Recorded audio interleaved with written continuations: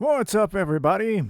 How you doing on this rainy, dark Monday evening? As I'm listening to the thunder, there was just a big crash of thunder just before I started recording it. Oh, that might have been one right there. Um, but yeah, it is a Monday evening. It is the day before a big Fortnite update, and we will be talking about some Fortnite stuff. So let's jump right into things. Welcome to Brad's Bad Show about games. My name is Brad, and I am not inevitable, but we all know who is. Thanos, the Mad Titan, and he is returning to Fortnite, this time as an actual skin in the game that you can buy or win in today's Thanos Cup that was going on. It may still be going on actually, but yeah, it looks like they're going to be bringing Thanos back, and you can buy him, and he will be not just this extra thing like he was before, but I'm assuming this will be the same exact or a similar model to the one that was in that LTM from before, where if you got all the Infinity Stones, you became Thanos, and or if you got the Infinity Gauntlet, you became Thanos, and then if you get all the Infinity Stones, you snap your fingers and automatically win the round. So that'll be cool. Um,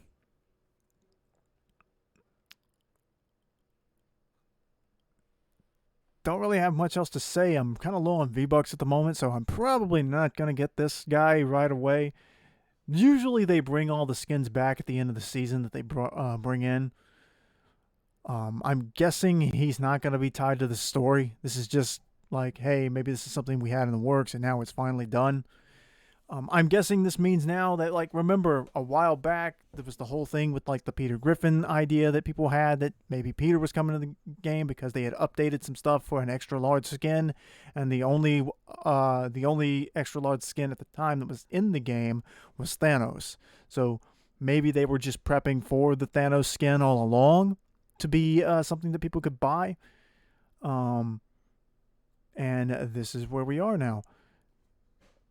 I'm not gonna even bother with the cup. I'm just not good enough at the game to even to even dare try to compete with people. Um, but however, I am a little disappointed though, because it looks like the Infinity Gauntlet's gonna be his back bling, and I hate the awkward back blings like that. Like, I hate the Sentinel head to Wolverine and just stuff like that where, like, why not just like give him an alternate appearance where you unlock him and then you unlock a version of him with the Infinity Gauntlet. Like, do that, and maybe he will have the Infinity Gauntlet on his wrist, in his regular form, but then that will also be his back bling. I don't know, but like, I just hate the awkward back blings. Either make them a backpack or something that's gonna sit on their back that looks like it should be there, or just don't give them one. I guess, I don't know. But anyway, I guess it's cool that Thanos is actually coming. Not gonna be related to the alien invasion, although I think you could probably work him in there if you really, really wanted to. But yeah, oh well. Anyway, speaking of the alien invasion, the alien welcome party is going to be tomorrow, Tuesday, after the big update. Some sort of thing. I don't know if this is going to be like a replacement for like their summer thing. I know there's supposed to be like challenges and stuff at some point that we will be able to do to earn some rewards for the summer challenges or whatever. This may be that, but it may be something different. It's supposed to be some kind of party. So I'm curious to see what that will be. I think it's supposed to be at like 11 in the morning, my time. So gonna definitely check that out. I know that in part of the updates, they are teasing new stuff. The mothership is supposedly going to be able to abduct you now, or once the update runs. So, what will be in the mothership? Will we learn anything new about what's going on in the story? Maybe. So that'll be interesting. Other than that, I guess it's still just a mystery as to what's going on here. They were teasing some more stuff about uh, the abandoned IO location in some sort of like these like strange like report logs for like the UFO chasers or whatever they call them, from the in-game lore, where they were showing screenshots from security cameras inside of the IO's headquarters, where you can see what was originally Agent Jones's office, and the hallway that he left from his office into the room where they control the 0 point. So, and one of the shots showed a blue cube sitting on the desk that was there momentarily and then vanished or something like that. But looks like we're getting more lore again. Hopefully we won't be left in the dark like we were last season, where everything was just sort of there. Like, and we can't forget, the Foundation is somewhere. The Foundation is, last we saw him, he landed in a body of water. Looks like he was unconscious. Who knows what happened to him? Who knows what happened to Jones? We haven't seen Jones yet. So, and I'm still thinking Midas will return. I don't have any idea what they could be, what Midas will be doing. But there's a lot of theories out there about Midas and his, that maybe Midas was, deeply involved with the Order, or was trying to be, or something. I don't know. But there's a lot of interesting stuff going on there, and hopefully, like I said, it just doesn't go quiet like it did last season. Pokemon Unite has returned. Right the day after, I think it was in Nintendo's E3, they revealed Pokemon Unite was going to be coming out next month on the Switch, and I think September for mobile. Now, Tencent, from what I understand, is still involved with the game, so that's not going to change. But I'm going to give this a try. I just think it looks way too fun to pass up, and it looks going to be like a load of fun. I don't know. Like, I just really am excited to see this game. I want to get into games like this. I've debated trying Heroes of the Storm. This looks like this would be a good place for me to start a game like this, I think, and to have it be a Pokemon game. So I'm looking forward to this. I think there's a feature to capture wild Pokemon on the board. I believe. I may be wrong about that, but anyway, it'll be cool to figure this out and see what how these kinds of games are played. I don't know if you play. I guess the way you play them is you pick a Pokemon and then you control that Pokemon, and then you have to play with other teams. I hope you can just get matched up randomly. I would like to assume that you don't have to have a whole team already set, but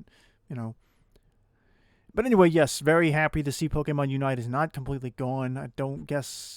I just hope that the privacy issues that people had with Tencent, will be handled. I mean, there's not really anything you can do but hope on that front. But anyway, yeah, I think this will be a really cool, fun game. Something I meant to talk about earlier and forgot about it, and then I was reminded of it, is this little thing here that could help people with their streaming and YouTube shows. With everybody worried about the DMCA takedowns and the weird copyright enforcement that is just going crazy because the music industry believes that they control everything that has to do with audio. The Lofi Girl account on YouTube, or page, whatever it is, has made their either has made or has always had their music completely free to use for anybody's Twitch or YouTube show, so long as you credit them. As long as you give credit to them for creating the music, it's fair game. You can use it. You can play it in your stream. I think you have to link back to the channel, to their channel, in order for them to be okay with it. But this is definitely going to be good for people who are very concerned about the music they use, and where it just seems like the games industry is still not opting to move away from the copyrighted music. I really wish they would. If people can't stream your game because of the music in it, then that's just not good. It's going against the current environment. And I've talked about this before. Like the gaming industry seems to have embraced streamers, that the two benefit each other. The game companies benefit from streamers picking up their games, and then you end up with situations like Among Us, where a game that had no players hardly at all when it was first released, suddenly some streamers found it, some big streamers found it, started playing it, and more eyes got on it, and before long, everybody was playing it, and then now it's like one of the most beloved indie games around, and now it's being brought up to all the main systems. You can play it on the Switch. You can, I think, before long, you'll be able to play it on PS4 and Xbox. So, it has that effect, and playing certain games benefit the streamers. So, if you come across a popular game or an old classic game or whatever, and you stream that game, you could get an audience from that. So both sides benefit from that relationship, and they have completely embraced that. But there are aspects of it that just do not mesh, and the licensed music thing does not mesh with the current environment. If you're going to embrace people live streaming your shows and giving their own feedback and their own reactions to the things that are announced, and it seems like this is a very unique industry in terms of people of doing stuff like that, because I don't think you can really do that with music. And even like TV, like reaction stuff, I don't think that that's as strong as like an actual community or whatever, or there's not like an industry like centered around it. Like, at least as far as I can tell, I've listened to a few like people react to songs and stuff, but I don't think that doesn't come across to me the same sort of way that video game trailer reactions and people live streaming playing games does. So, because playing a game and then watching somebody else play a game are two very different things. So, that's just something there. But anyway, yeah, the Lofi Girl, Lofi Girl, I guess it is. I guess it's Lofi, maybe Lofi, I don't know. I've never really checked out any of their music. So, I don't know if this is a person or a group. I don't really know anything about it, other than, though, it's apparently now they were wanted to make sure that people knew that you could use that their music in your streams now, so that people don't have to worry about record labels coming after them. So very nice to see that. There's always there's other sources for copyright free music and stuff, free to use music that you can find. I wish the game studios would do that more. Or, as I've said, some of these studios make millions of dollars. Pay a songwriter, a music writer, to write a song for your studio that you would own the rights to, that you could put in your game to sell your game, and then people could stream that game with that song, and then there's no conflict. And then you could turn around and then put the song online digitally for people to listen to, or put it for sale, and then people could buy the song through iTunes or wherever, and then you make money off of the song itself. So you'd be making money off of the song and from the game that the song is in. I don't know. That just seems like a good idea to me, but I could be wrong. I could always be wrong. I try to always remember that there's always a chance I'm wrong, but that just seems like too good of an idea to me, where you control the song, You don't have to, I said this on Twitter, you don't have to hire, you don't have to pay for the latest Taylor Swift or Ariana Grande or Lady Gaga or whoever, Coldplay, whatever band or musical, act is, Lil Nas X. You don't have to pay for all these big actors or not actors, but these big singers and performers and musicians. You don't have to pay for the rights to their song that you only get to use just for this presentation. Or in some cases they do end up in games, but like the Tony Hawk's games where the soundtracks are important, but again, like those are not typically DMCA friendly. So as much as people may like some of these some of this music and some of these songs, it would be better for gamers and for these developers to maybe get away from the licensed music. And the studios that can afford it, start paying people to write music for you. That way you own the music, you control how the music is, is either used or how other people use the music. And then there's just less to deal with. There's less drama. But anyway, that's all I'm gonna say on that. So yeah, there's just some free music. Moving on a little bit, I want to just say a few words about the Tunic demo. I just finished playing it. That will be going up on my YouTube channel hopefully soon. Very fun little demo. I said on Twitter, it's Zelda with a little fox guy, and it really is, and I mean that's meant to be a compliment. The atmosphere is a little different because of the music. It doesn't quite feel as like high energy, like the Zelda music usually is and all that. For this, it's a very relaxing tune. Like this seems like the kind of game that's you're supposed to get in there, and it's like Zelda, and so it's meant to remind you of Zelda, but it seems like it's meant to like chill you out. Like hey, this is a nice little calm game. It's nice and sort of cutesy. I know Zelda can get kind of dark sometimes, even though it's not really, super dark, I would say, unless you're like maybe talking about, I wouldn't even say Twilight Princess. Yeah, Twilight Princess is a little bit edgier and a little bit grittier, but like I wouldn't call it really dark. But anyway, if you get a chance, go check out this demo. It's really fun, pretty short. I think I cleared it after about 43 minutes. I got stuck twice in 2 different spots after kind of wandering around the map. But I think this is going to be a fun little game once the whole version comes out. To see, what all the changes are, if they change any of the graphics. Like, I hope they don't change it too much because I really like the simplistic style the art style the game has. So I'm still excited about this one. Even without having played it, I was excited, and now I'm more excited. So this is definitely one to go to keep your eye on. Now there was a tweet online about how much YouTubers shape the overall discussions about games and their legacies, and it was brought up.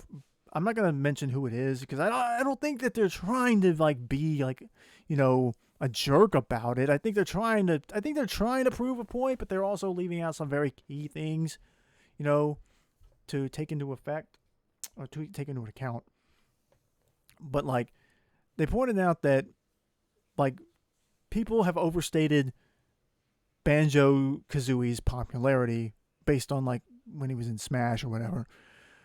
But by saying that, okay, Banjo sold 3 million copies on the Nintendo 64.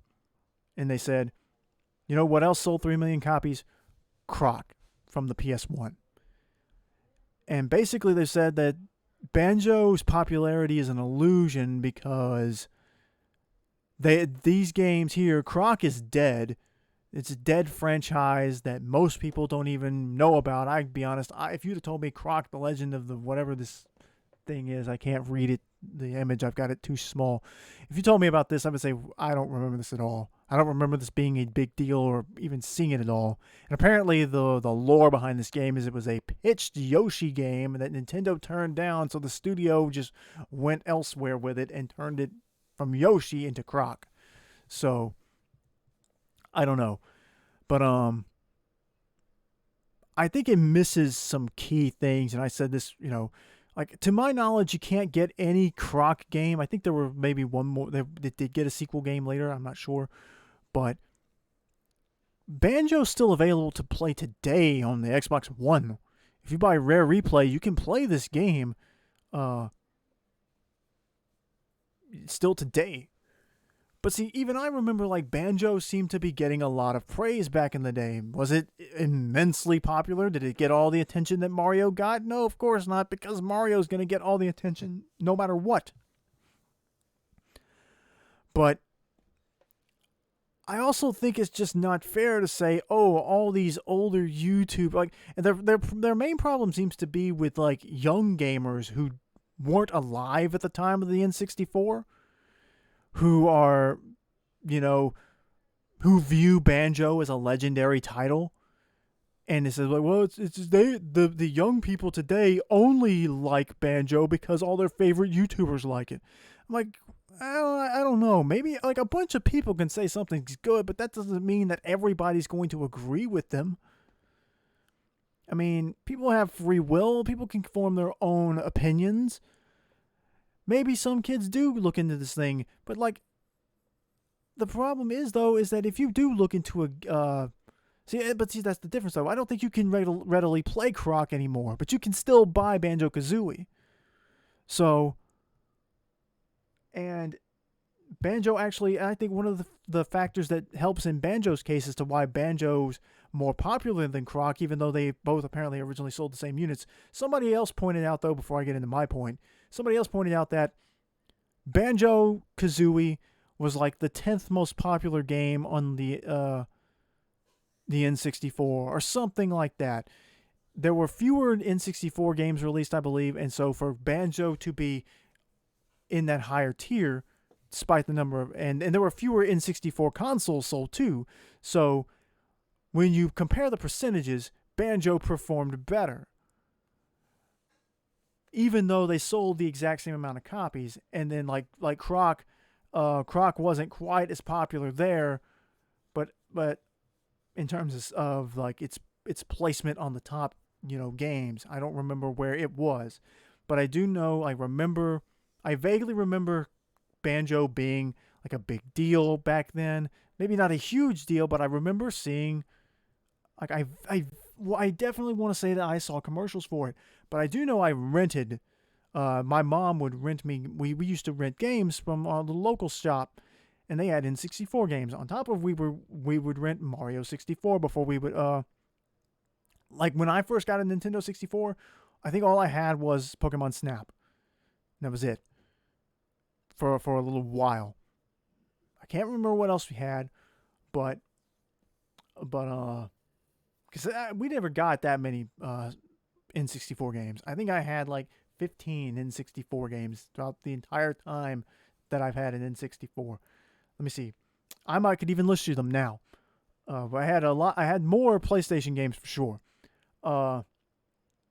We had Mario 64, Smash, two Pokemon, the Pokemon Stadiums, Pokemon Snap, Hey You Pikachu, and then Star Wars Racer game, F-Zero X. I'm trying to think of ones that I didn't buy later. As in after, the 64 was done. What else was there? Pokemon Puzzle League, a Rugrats game. What else was there? Give me a minute. Rampage World Tour.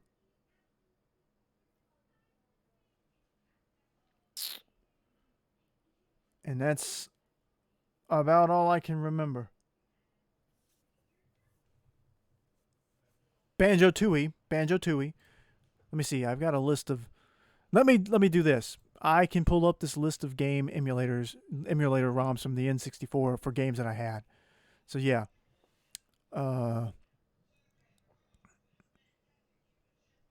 Mario Tennis and Mario Golf. I don't know what number I'm up to now. Yeah, that's it. That's really it. No, I never had Mario Golf. I had Mario Tennis. So yeah. So those were all the games, yeah. And then later, after the 64 popularity was dead, this may have even been like during the era where the Wii was around. We bought Duck Dodgers starring Daffy Duck and Mario Kart 64 later. So That it was a very so the 64 library was very limited, so there was a lot more to that. But going on back, my point on this is why Banjo's popularity is so prevalent today. Like, of course, I brought up you can still play Banjo on the consoles today. You could still buy this game legitimately. You can't get Croc anymore legitimately, to the best of my knowledge. Banjo, you can. Something else that I think made people fond for the old Banjo games was Nuts and Bolts.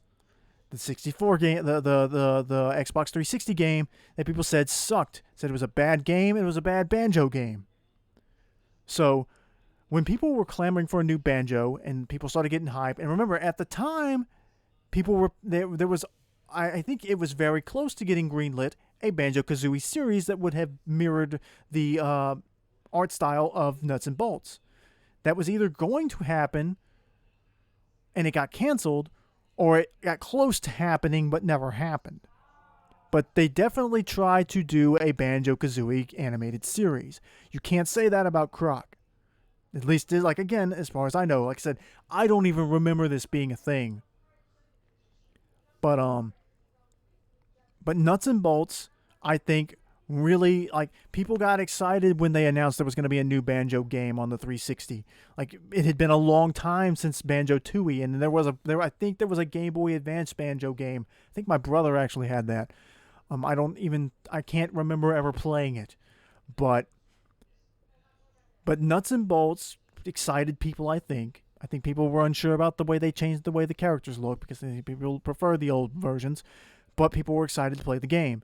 And then they got in there and said, "No, I don't like this game." I said, "I don't like this as a game, and I don't like that this is supposed to be the next game after Banjo Tooie," and that, I think, made people like, you know what? I want a traditional Banjo game. It's the same thing, I think, for like Paper Mario too. It's sort of the same deal where people have just not liked the sequels or the past the Wii game, I think, or maybe even the GameCube Paper Mario game. But people wanted this. They wanted a traditional Banjo game. And obviously, Banjo still must be relevant today if they put him in Smash. Croc's not coming to Smash. I joked about that on Twitter. He's not coming to Smash. Like, I'm sorry. But, like, I get it to a point that, yeah, when everybody says something's good, then maybe it is. I think it's in a way, like, it sounds like you're trying to avoid like having a real honest debate about it, but most people would just simply put it like, you know, if Croc was a very good game, it wouldn't be unknown. People wouldn't have forgotten about it the way the way that people remember Banjo. People would remember this game, but almost everyone I've heard talk about this said, like, yeah, I like this game, but Banjo's just a better game. It handles better, it's got better controls, and at the time, people kind of, and even now, people still say, like, Mario may have innovated 3D gaming. It may have brought gaming into the 3D world, and it is, you know, and it is still, you know, like a highly inspirational game to watch and to play. But Banjo kind of perfected what Mario invented in that sense.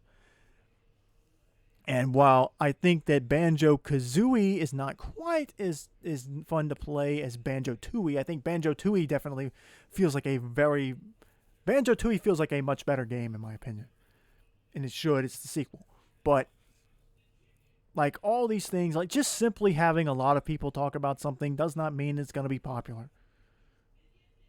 I mean, there has to be for something to stick around for a long, long time, there has to be something to it that works. And for something to fade into obscurity, there has to be something about it that does not work. So, you know, I don't know. I just feel like this is like a very strange thing. Like trying to place all of the blame on the fact that like a bunch of YouTubers like Banjos to say, why is Croc not popular? Or like, cause they said that it wasn't meant to attack Banjo as a bad game, but it kind of feels like they're like, well, why is Croc not popular? But Banjo is. They both sold the same thing. Well, there's a lot of different factors there, and I would have. They never brought up the fact that you can like that Banjo had a recent game, recent as in I think Nuts and Bolts came out in 2008, so like 13 years ago. Uh, and the fact that you can still buy. They didn't bring up how many people bought Rare Replay or how many people bought Banjo Kazooie or Tooie on, the 360 because I think you could still buy those individually too. So those numbers would be interesting to look into. But yeah, like I just want to throw my 2 cents on there. Again, this isn't to like call whoever posted this out. I think it's an interesting debate, but I just think that the way that, I think that they were just not wanting to bring in like a bigger picture. They wanted to keep it centered on the fact that Croc and Banjo sold the exact same number of units without, doing the additional, adding the additional info there about how there were fewer N64 sold. So there were less people to buy Banjo. And also, one more thing, just because 3 million people bought both Banjo and Croc doesn't mean that all 3 million of those people liked either of those games. If you sell 3 million copies of this game and 2 million people said, this game sucks, then what are you going to do? 2/3 of your audience thinks that the game that they bought was crap and that they wasted their money. Like, that's going to kill your franchise.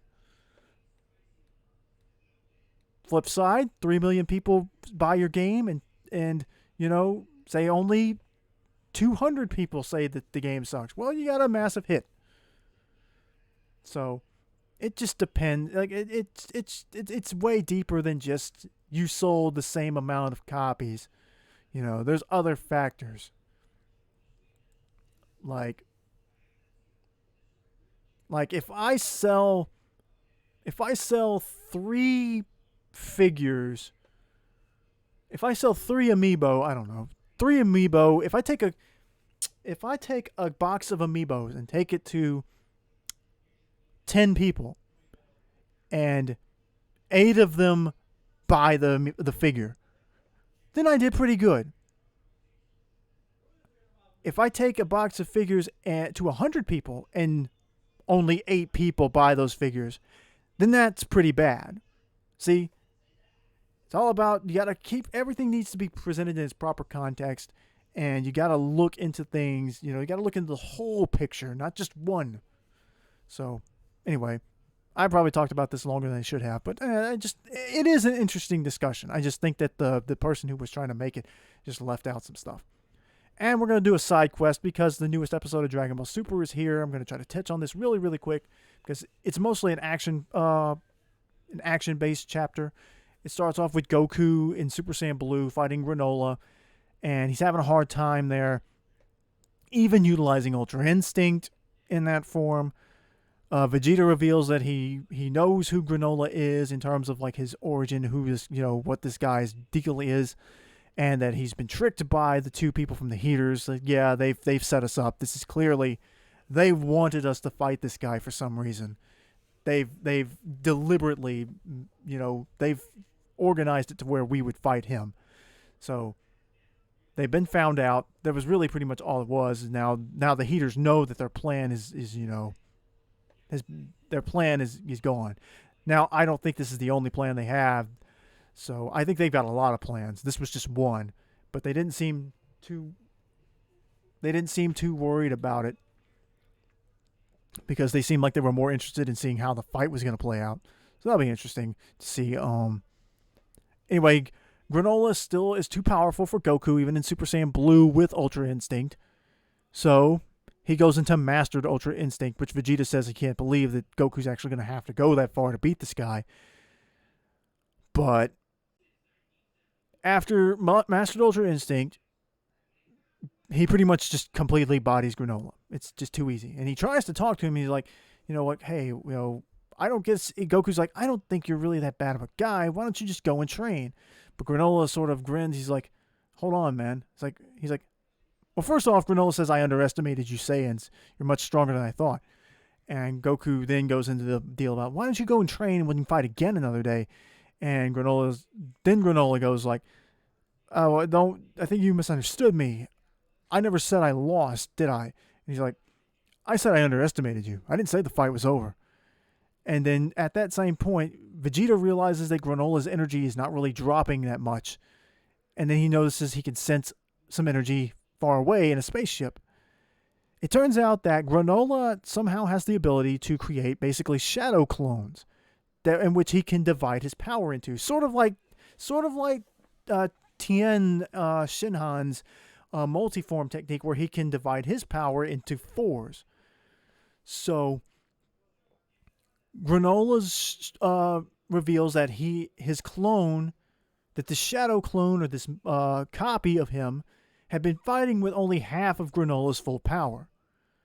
The clone fades away, and as Vegeta tries to get Goku's attention and say, hey, the real guy's over here, the real Granola has already moved and managed to strike Goku in the chest and knock him out of Ultra Instinct. It's like a very precise, like, finger stab to the chest that knocks Goku out of Mastered Ultra Instinct. And apparently, they're going with the idea here that Mastered Ultra Instinct is of course, the ability for Goku's body to just react and move in a perfect defense without Goku thinking about it.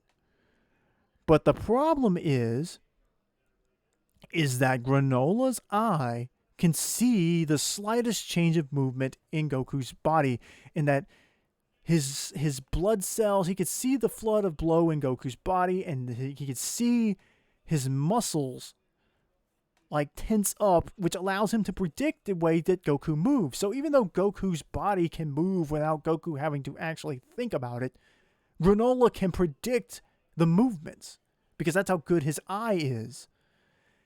And not only that, he's so fast that Goku's body can't keep up with him.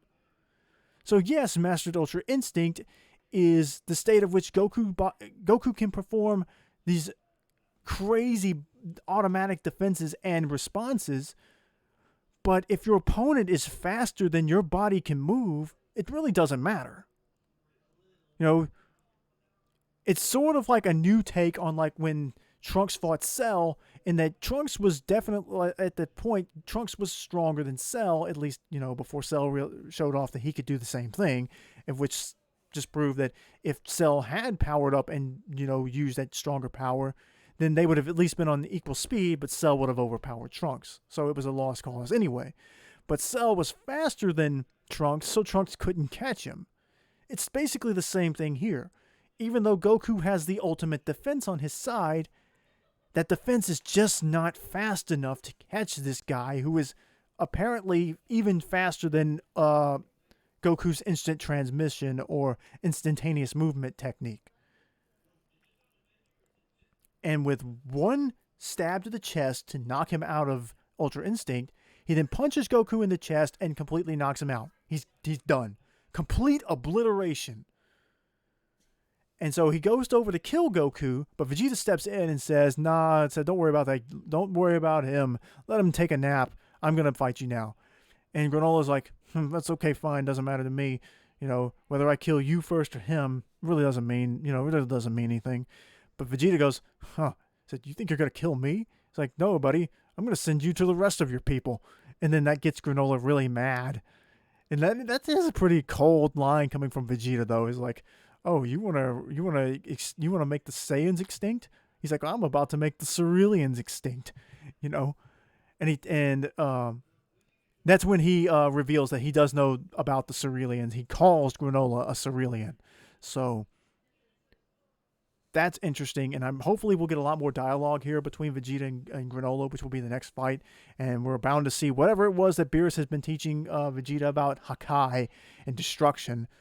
We're going to see that in the next chapter, it looks like. So I'm very excited about this. I like that they kind of, like, I don't know what they're going to do with Ultra Instinct, because I hope that Ultra Instinct and Goku's, like,